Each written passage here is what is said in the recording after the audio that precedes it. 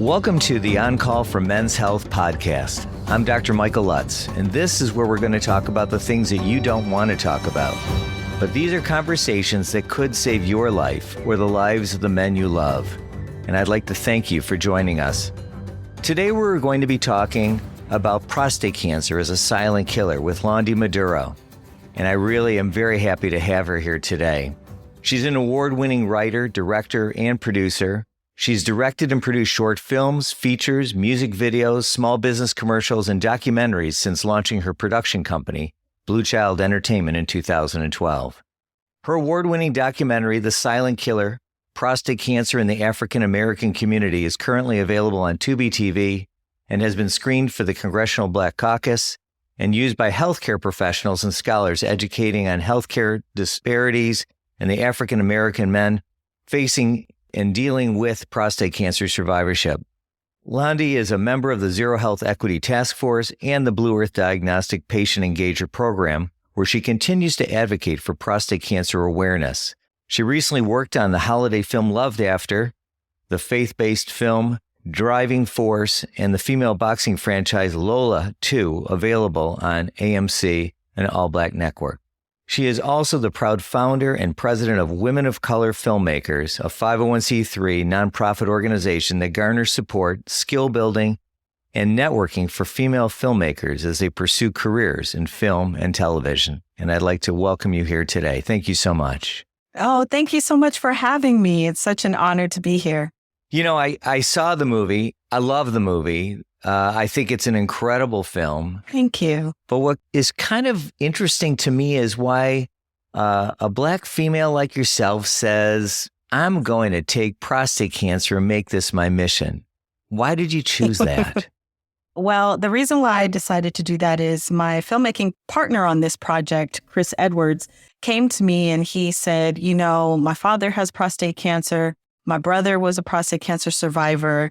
And I know I'm at risk, yet no one is talking about it. Like, if it wasn't for them, I wouldn't have known anything about prostate cancer. And so, you know, he was like, I want to do a film. He really wanted to go to like football games and barbershops and just talk to men about it. And I thought, yeah, that would be great as a film, but it would also really add a personal touch if we could follow men at different stages of prostate cancer and really watch their personal stories.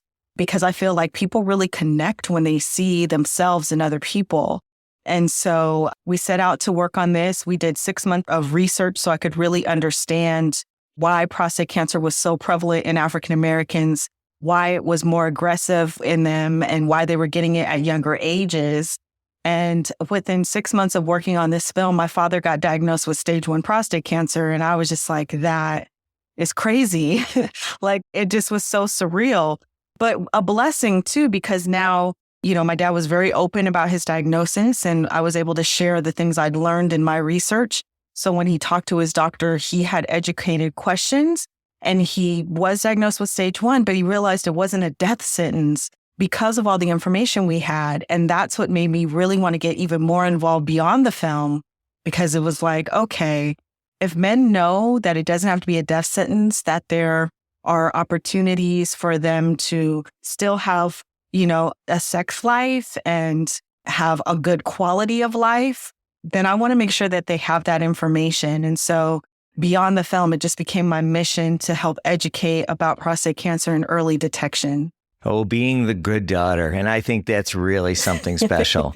You know, because a lot of men, and particularly fathers, don't want to share their prostate cancer diagnosis with their families.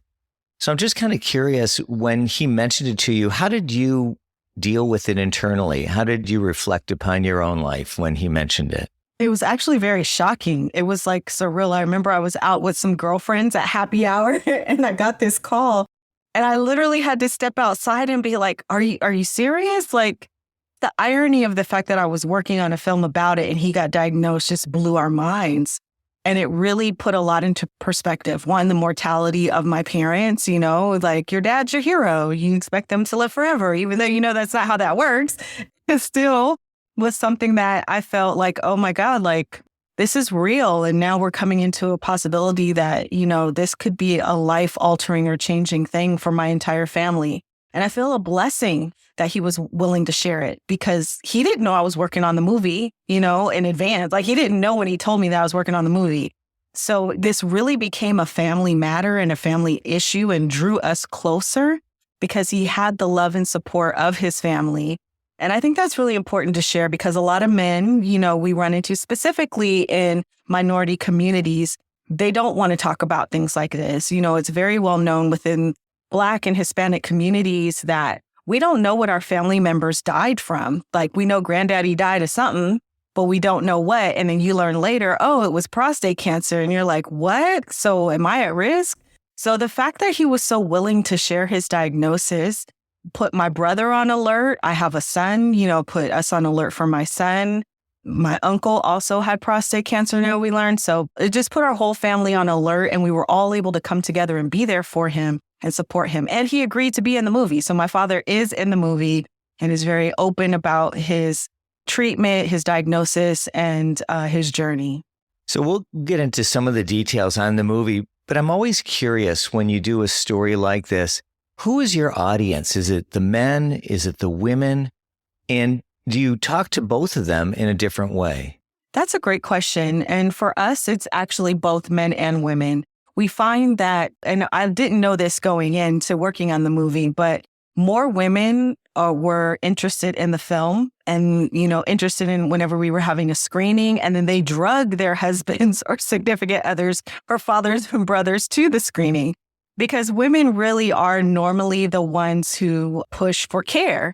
If you have a wife or a daughter, they're the ones who are going to, okay, wait, what did the doctor say? No, you didn't get all that information. What is your treatment? When do you need this? When's your next exam? Did you get your physical? Did they do a PSA? Like they're the ones who are asking the questions where guys are normally, and this isn't all, I'm just speaking generally, are the ones that are like, well, I just did what the doctor said. So we found that more women were really engaged with our film. And then they in turn wanted us to screen it again or ask could they watch it. And then they shared it with their husbands or significant others.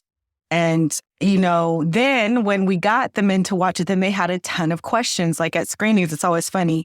The guys will say, oh, my wife drugged me here, but now I got a whole bunch of questions. So we started realizing we had to have a doctor on panel or, another prostate cancer survivor because they had a ton of questions, but it's getting that initial just sit down. It usually starts with a female in their life, to be honest.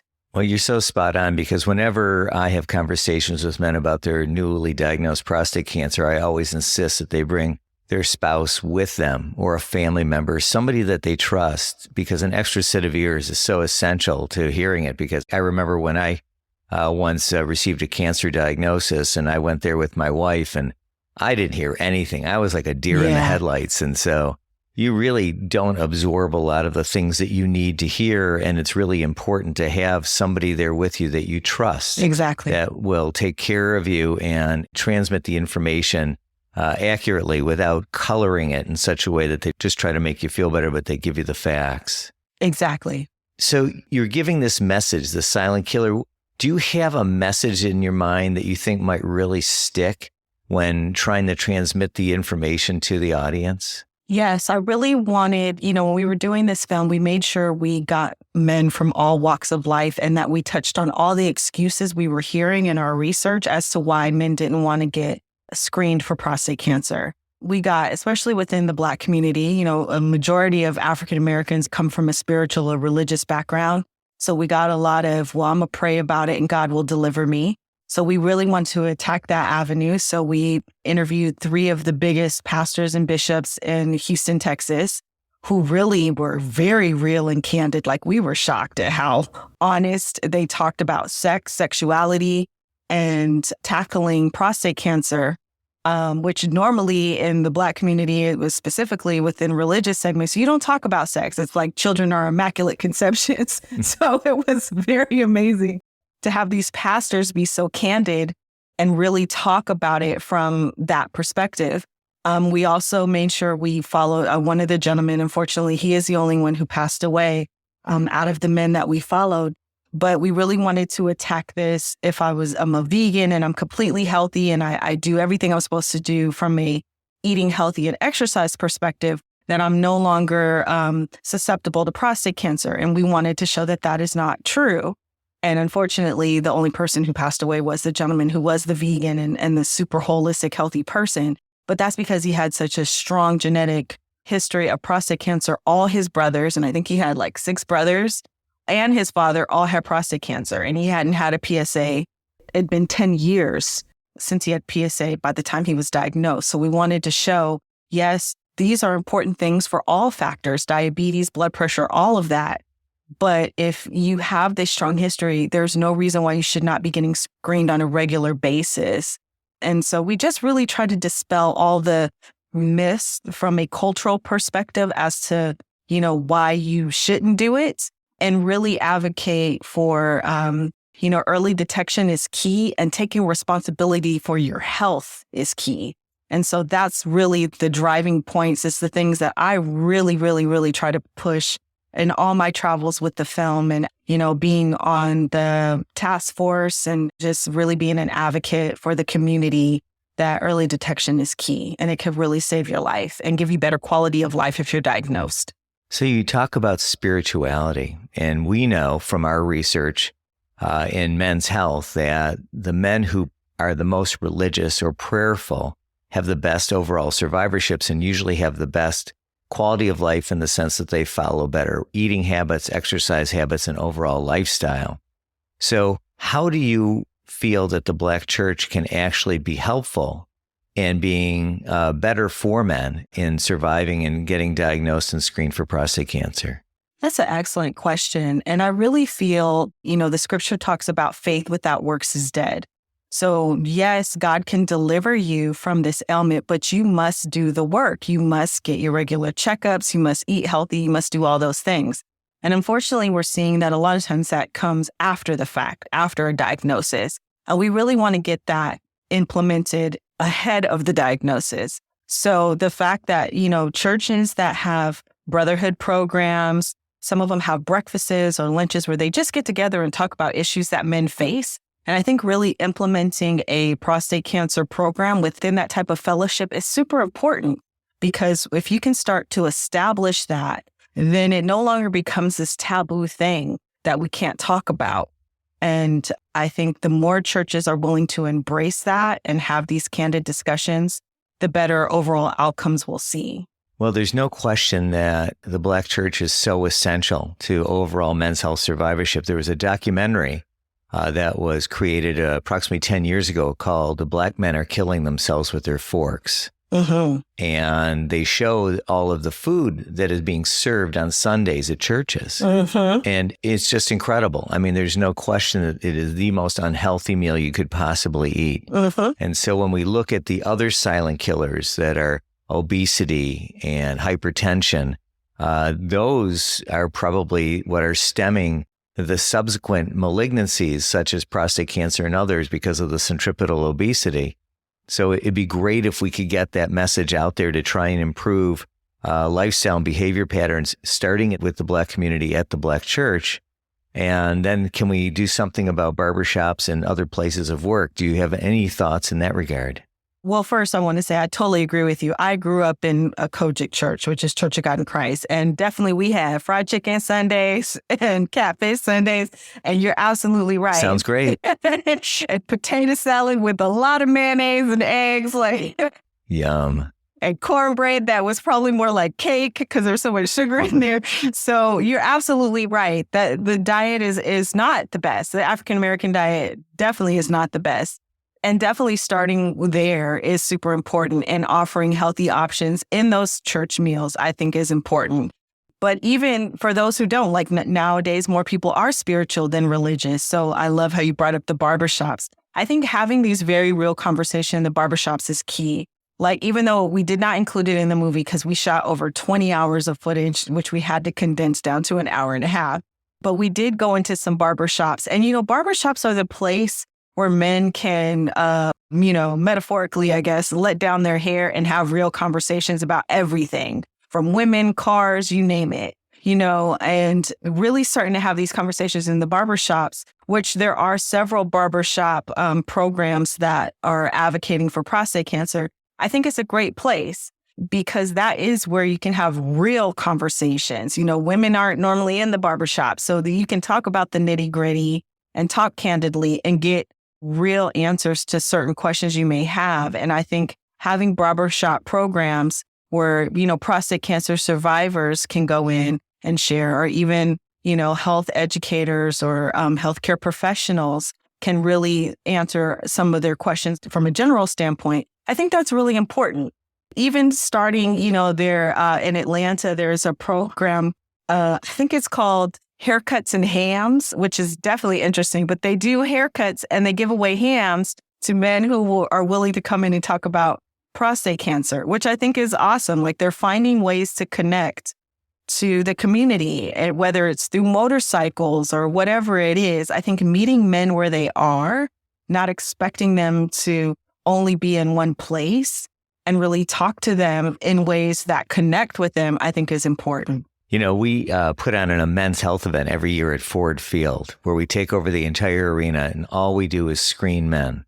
And we make it the most non-affronting environment. I call it the IKEA way of doing men's health, where they basically follow the trail through the event.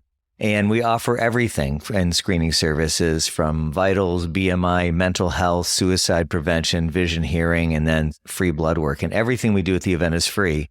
And about 60 to 70% of our attendees are African-American males. Awesome. And we know that every year we diagnose significant numbers of prostate cancer, oral cancers, thyroid cancer, and see an incredible amount of hypertension and obesity.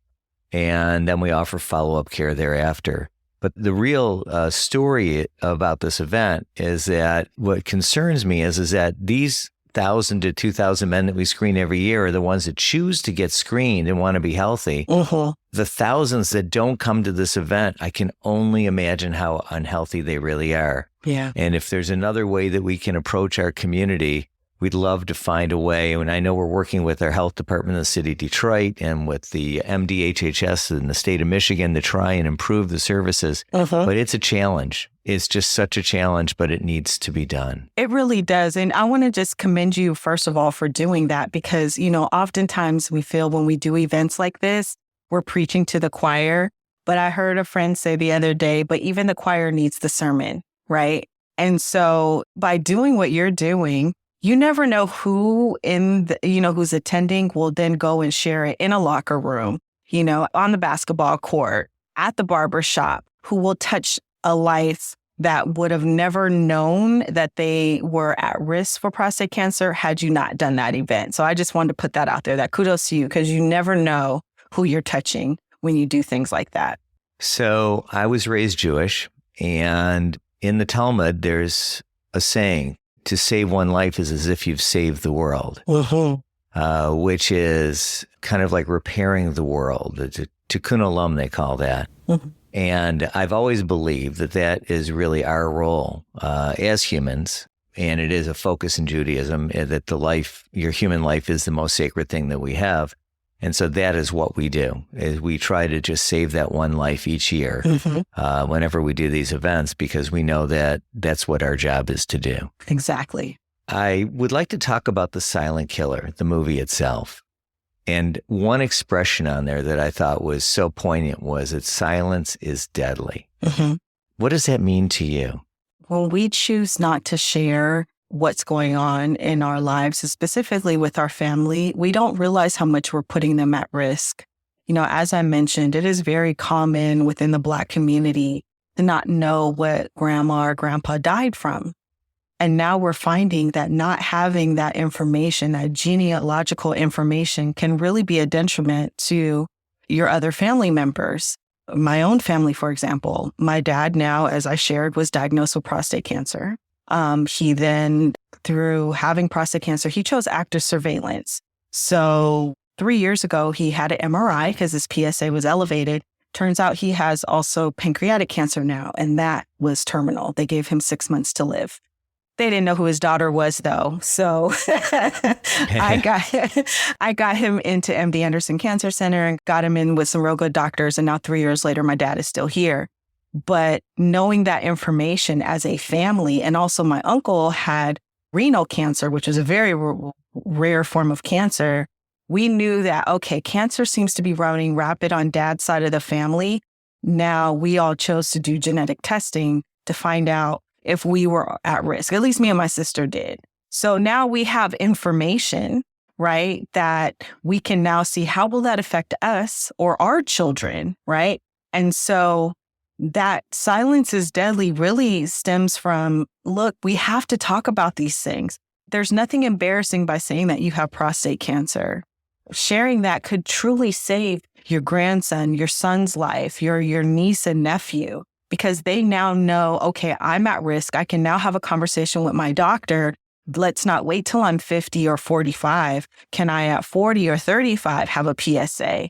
Because I know there is a strong case of prostate cancer in my family. At least let me get a baseline. So then we can start checking this on a regular basis, just in case I get diagnosed early because of my family history. So silence is deadly really resonates with me in regards to you could really protect your family member. You know, keeping things like this to yourself is selfish because it's not just your life that is affected. It's your entire family, not just with you being gone, right? If you were to pass away, but for their own health wellness, it's essential to share what's going on with you.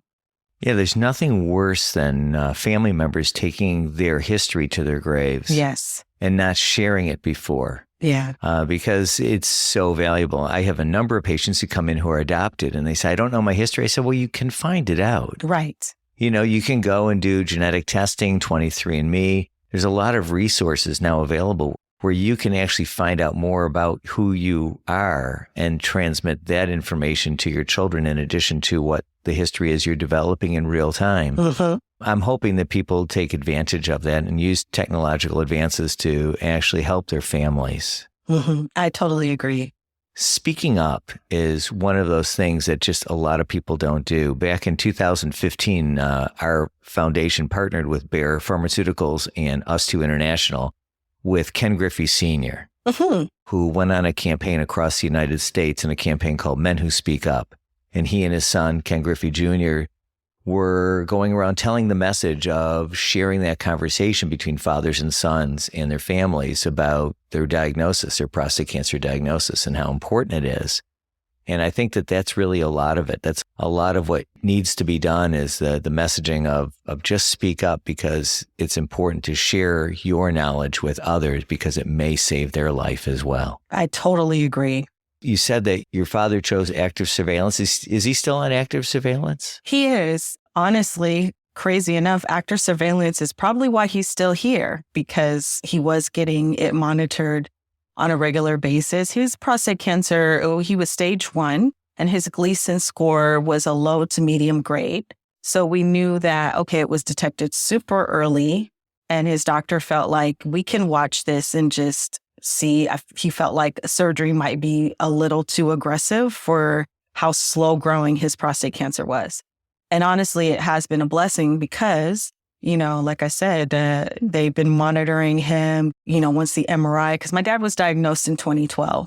So once the MRI was really starting to be utilized more as an effective way of kind of tracking his prostate cancer, that's how they learned he had pancreatic cancer. And so I'm grateful for that because if it wasn't for that, we wouldn't have known and he probably wouldn't be here now. Yeah, that's quite a story.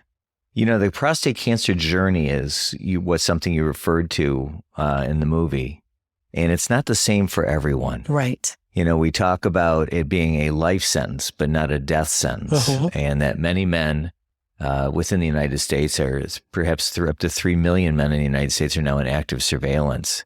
And we know that it's been a safe way to follow men. And we know that by following them this way, we can always pull the trigger for treatment. And about 60% of men will end up choosing some form of treatment. Right. Subsequently, when they're a little bit older and maybe the treatments get better and maybe won't affect some of their aspects of their quality of life, whether it be sexuality or just overall urinary control issues. Right. So I thought that was great in the movie. You addressed the individual journeys. But I think that one thing you mentioned was you referred to at least one of the survivors in the movies, call it the monster.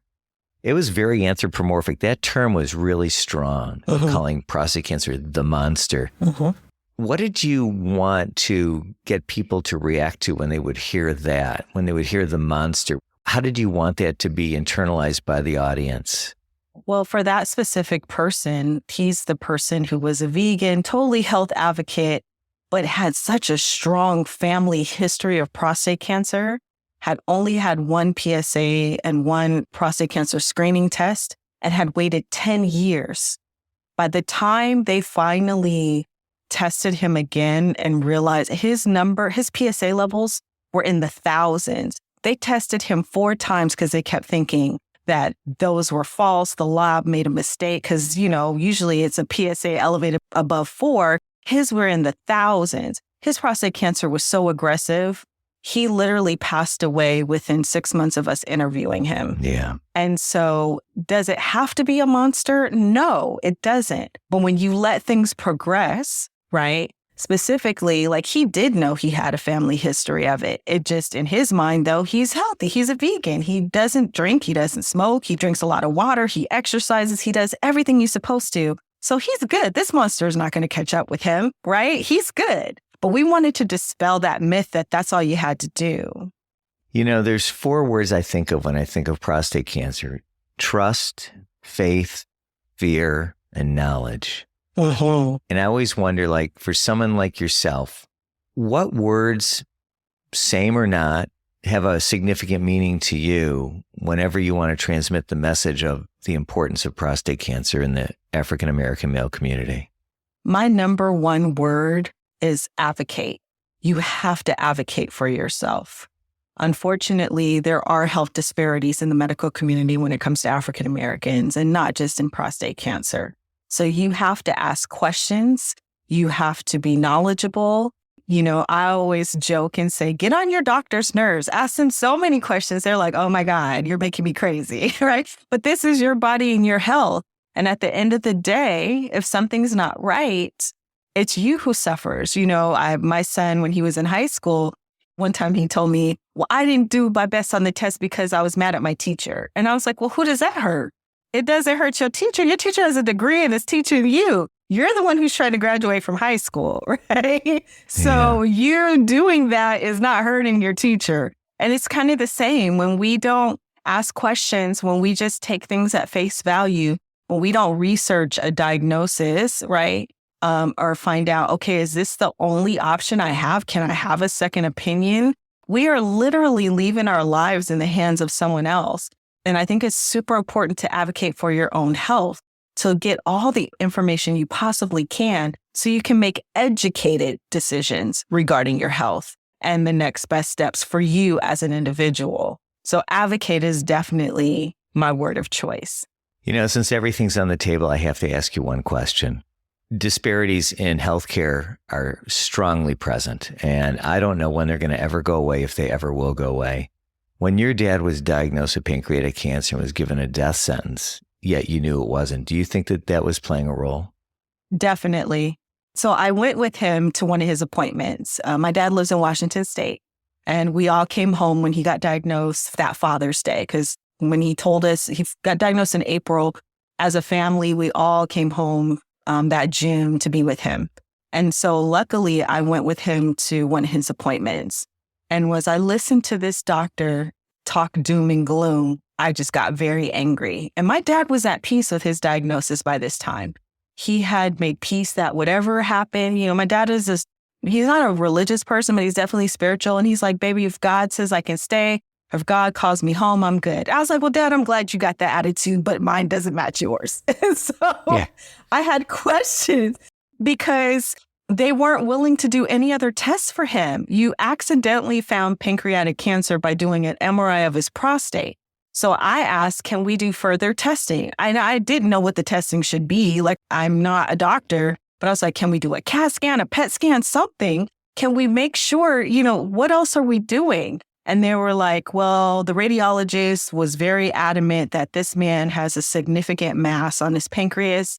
This is, pretty bad. His mass was sitting on a blood vessel that leads to his colon. So they knew they couldn't operate. So I think he should accept his diagnosis. This is literally what his doctor said, the urologist. accept his diagnosis and enjoy the time he has left. And I was pissed. Yeah, I was going to say, on a scale of 1 to 10, were you at about 20 for anger? I was 30. I was so angry. Yeah. We walked out of the office inside, and my dad's like cheering me up because I was so angry. I said, Dad, when we get home, we're having a family meeting because like all my siblings were home, because we all came home for Father's Day. And I told them this is unacceptable. It does not make sense to me that they're not doing further diagnostic studies for the fact that they accidentally found his pancreatic cancer, and I'm getting him out of there. He fought me a little bit. He's like, well, babe, we got the best docs in, he was switching, he was switching hospitals. Yeah. I was like, no, you don't. You're cute, Dad, but no. And luckily, my dad respects me and he listened to me. And so we were able to get him to MD. And, he's my dad. He's not my child. So it wasn't like I could do it all for him. Like he had to. I'm impressed that he listened to you. I think he knows. Well, one, he always jokes that me and my sister, he's like, if you give my daughters, he said, we're alpha females. He's like, give them a laptop and a cell phone and they'll rule the world. That's how my dad feels about it. So he was just like, okay, he was a little reluctant, but once he got there and how MD Anderson was willing to team with Seattle Cancer Care Alliance is where he ended up going. And now he has a team of doctors who aren't just focused on his pancreatic cancer, but also looking at his prostate cancer and making sure that they're monitoring that. Of course, pancreatic cancer throws off your blood sugar. So he's also been diagnosed with diabetes now, and they're also monitoring that. So they're looking at him as a whole patient where he wasn't getting that kind of care before. Yeah. But it took, us advocating for him and saying, oh, absolutely not, to make that difference. And so that's why I'm so adamant about advocacy.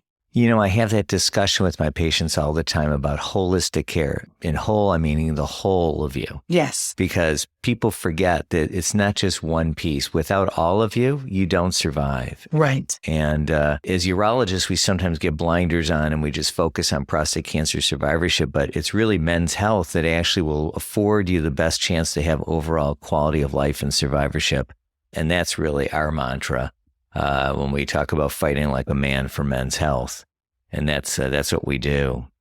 One of the areas that always concerns me is research trials, particularly in the African-American male community. Right. And it doesn't take anybody very long to start talking about the Tuskegee experiments and say, okay, right, this is why, there's a lot of baggage and it's going to take generations to get rid of this baggage. Mm-hmm. And, now with the, your story about your dad and perhaps the malfeasance in his care and, all of these things just play such a role. And so our goal is to find ways that we can get Black males involved in our research trials because we need their representation to really make sure that we're giving them the best care possible. You can't just, base a study on white males and say, okay, this will work for everybody. It may not. Right. And so we need help. And so it's you doing stories like The Silent Killer that are really important to get that message out and to show the importance of proper care and guidance and understanding that there are people in the community that do want to give the best care possible through research trials and getting Black men involved in these services. I absolutely agree. I mean, you're right. The Tuskegee experiment, even hearing about Henrietta Lack from a female perspective, like, yes, there are the horror stories, but there are institutions that really are trying to make a difference. And so that is definitely something that I advocate for. But again, it all goes down to asking questions and making sure that you're comfortable with the answers. Because yes, we do get hit with that a lot. Most people who want to be in clinical trials are people who feel like all their options have run out. And I'm talking about African-American people. Usually it's all their options have run out. And now they're like, okay, can we try clinical trials, right? But we don't want it to just be that because you definitely need that information, that research. We need to see how these cells look in a research setting. And so we definitely advocate for that and for trusted institutions and physicians and doctors who really do care and want to make a difference because there are a lot out there. It's a few bad seeds that have, made people terrified. But the majority, in my opinion, the majority of doctors and research centers and clinicians, they really do want to make a difference and help in this disease. So don't be afraid to ask questions so that you feel secure if you decide to do a clinical trial, because I have seen them say, one of the people in our film, he was diagnosed at 46, and we know his cancer has metastasized, but it's the clinical trials that has kept him living. Yeah. He would not still be here if it wasn't for that. And now he's knocking on 60. So, what a blessing, right? It really is. In the movie, you had an individual who shared his story with Chris about, I lost my house, I lost my job, I virtually lost everything, I'm financially destitute. Yes. And the financial toxicity with cancer survivorship is so incredible. And it's just not discussed enough. And we know that the survivorship rate in men facing financial burdens goes down by 50%. Mm-hmm. And as a result, back in 2015, we formed a fund in our foundation for men in the greater Detroit area called the Blue Fund, so that any individual who's facing a newly diagnosed prostate cancer and is trying to research out treatment and get treated, we will offer them up to $1,000 a month for their personal financial expenses while they get treated. Oh, that's awesome. So that they will keep them whole. We don't try to make them whole, but we will help keep them whole. And we're hoping to be able to do something like this throughout the country once we can get, proper funding and support, because we believe that this is such a needed entity across the United States, particularly in the underserved population, where those individuals, when they get prostate cancer, they don't know where to turn, and they feel the fear of losing their livelihood and supporting their families. And it comes at a very challenging part of life when you're starting to think about how I can maybe slow down and want to retire versus now I may lose everything. So true. I'm so glad you said that, because yes, that is definitely things that when we were filming the documentary, in the short version, we don't touch on it, but in the feature-length film, we touched on it a little bit. And that was something that came up. Some people didn't have insurance, or they couldn't afford it, or, they're just trying to maintain. And now you're asking me to screen for something that I may or may not have, right? And then if I do have it, what is that going to mean to me and my family from a financial standpoint? So yes, thank you for what you're doing, because that is important. Again, caught early, the financial implications may not be as much. But definitely, if it's caught at later stages, of course, there's a financial burden that's going to come with that. And so these programs, and there are quite a few programs out there that people don't know about that are available to them if they are diagnosed and are struggling to maintain their household and medical bills. Well, you've shared a lot with me today, and I hope that everybody listening to this would take it personally, because if you don't, then you're wasting your time, because this is really what it's all about, to take this message back home to your own family and try and find that time to communicate. I just have one last question I'd like to ask you is, how would you like to be remembered after all that you've been doing? And I know you're still young and still active and everything, but there must be something that inside of you is the way that you want to be viewed and remembered. Just from doing this film and even my other work in the nonprofit space with my own nonprofit, I want to be remembered as a person who looked out for others. I do believe in being the change you want to see. I'm not a person who, I wish this was better, and then we just sit back and keep hoping, praying, and wishing that somebody does something about it. I'm definitely a person who will step in and do whatever I can with my limited resources to support and advocate for others. And I think if everyone could do just that one step, man, what an amazing world this could be, And so I'm hope that people remembered me as someone who cared, someone who wanted to see the world be a better place. And I know that sounds so cliche, but it's such the truth. And as someone who really gave all that I could to help make humanity just better. That's definitely my ultimate goal. Well, it's people like you who truly are changing the world and giving a voice to the silent killer.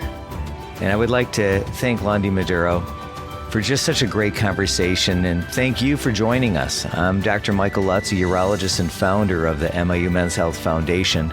Through our events, resources, and this podcast, we are dedicated to men's health advocacy and awareness. We're focused on education, research, and treatment of prostate cancer and men's health-related issues.